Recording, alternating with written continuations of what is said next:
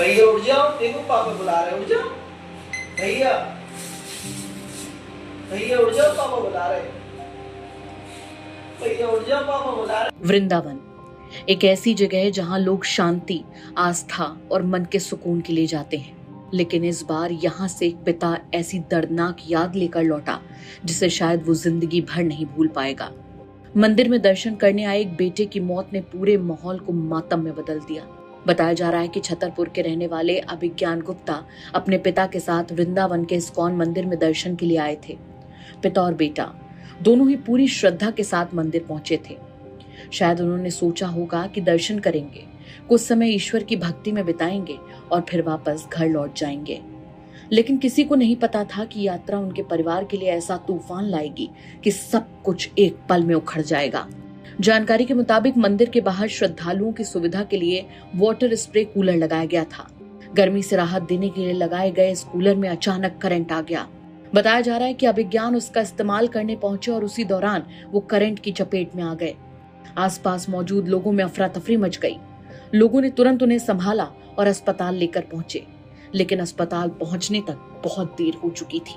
Doctors के मुताबिक जब अभिज्ञान को अस्पताल लेकर जाया गया तब उनकी स्थिति ऐसी थी कि उन्हें बचाया नहीं जा सका और मृत घोषित कर दिया गया। लेकिन इस पूरे दर्दनाक हादसे की सबसे दर्दनाक तस्वीर अस्पताल और उस पल की रही जहां एक पिता अपने बेटे को देख रहे थे। उन्हें समझ नहीं आ रहा था कि कुछ देर पहले तक जो बेटा उनके साथ चल रहा था, बात कर रहा था, दर्शन की तैयारी कर रहा था, वही बेटा अब बिल्कुल शांत पड़ा था। पिता बार बार अपने बेटे के पास जाकर एक ही बात कह रहे थे कि भैया उठो, देखो पापा बुला रहे हैं। भैया उठ जाओ, देखो पापा बुला रहे, उठ जाओ भैया, भैया उठ जाओ, पापा बुला रहे, भैया उठ जाओ, पापा बुला रहे। ये शब्द सिर्फ आवाज नहीं थे, ये एक पिता की टूटती उम्मीद थे।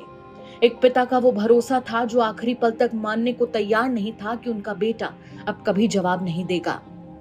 एक पिता के लिए सबसे मुश्किल पल शायद वही होता है जब उसे अपने बच्चे को इस हालत में देखना पड़े। जिस बेटे को उसने उंगली पकड़कर चलना सिखाया, जिसकी हर जरूरत का ख्याल रखा, जिसके भविष्य के सपने देखे, उसी बेटे को इस तरह खो देना किसी भी इंसान के लिए असहनीय है। उनकी आंखों में नजर आ रहा था कि काश चंद सेकंड्स पहले वो अपने बेटे को रोक लेते। अगर समय पर खतरे का पता चल जाता तो शायद उनका बेटा आज उनके साथ होता। लेकिन कुछ सवाल ऐसे होते हैं जिनका जवाब किसी के पास नहीं होता। यह हादसा सिर्फ एक परिवार का दर्द नहीं, बल्कि एक बड़ा सवाल भी छोड़ गया कि श्रद्धालुओं की सुविधा के लिए लगाए गए उपकरण अगर सुरक्षित ना हो, उनकी समय समय पर जांच ना हो, तो वही सुविधा कभी कभी हादसे की वजह बन जाती है। आस्था के स्थान पर आने वाले लोग सुरक्षा की उम्मीद करते हैं, खतरे की नहीं। आज एक पिता अपने बेटे को खो चुका है। उन पिता की आंखों के सामने शायद बार बार वही पल आ रहा होगा। मंदिर की यात्रा, अचानक हुई अफरा तफरी, अस्पताल की दौड़ और फिर वो सन्नाटा जिसमें सिर्फ वही आवाज रह गई कि भैया उठो, देखो पापा बुला रहे हैं। लेकिन इस बार बेटे ने कोई जवाब नहीं दिया। भैया उठ जाओ, देखो पापा बुला रहे, उठ जाओ भैया, भैया उठ जाओ, पापा बुला रहे, भैया उठ जाओ, पापा बुला रहे। मथुरा से मदन गोपाल शर्मा की रिपोर्ट, यूपी तक।